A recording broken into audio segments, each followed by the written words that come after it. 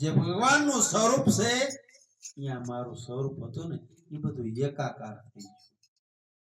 જ્યોતિની અંદર જ્યોતિ મિલાવી મને પ્રત્યક્ષ દર્શન દેખાઈ ગયા. પ્રત્યક્ષ અનુમાન નહીં, બધું નક્કી કરાવી દીધું. પૂર્વ કર્મ કુછ રહ્યા નહીં બાકી. જે પૂર્વના કર્મ હતા ને આમાં કશું બાકી નથી. પૂર્વ કર્મ કુછ રહ્યા નહીં બાકી. પૂર્ણ કરકે મેં આયા.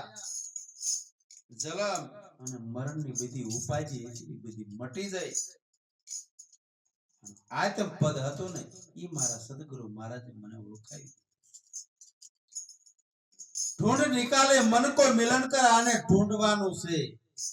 મનને માલકોર મનની અંદર કામ ને ક્રોધ ને મદ ને મોહ ને ઈર્ષા દગા ને પરપંચ આવે આ બધાને કાઢવાનું છે. ઢૂંઢ નિકાલે મન કો મિલન કર. ગુરુ ચરણે જે સત વસ્તુ છે એની અંદર ચિત્ત લાવવાનું છે.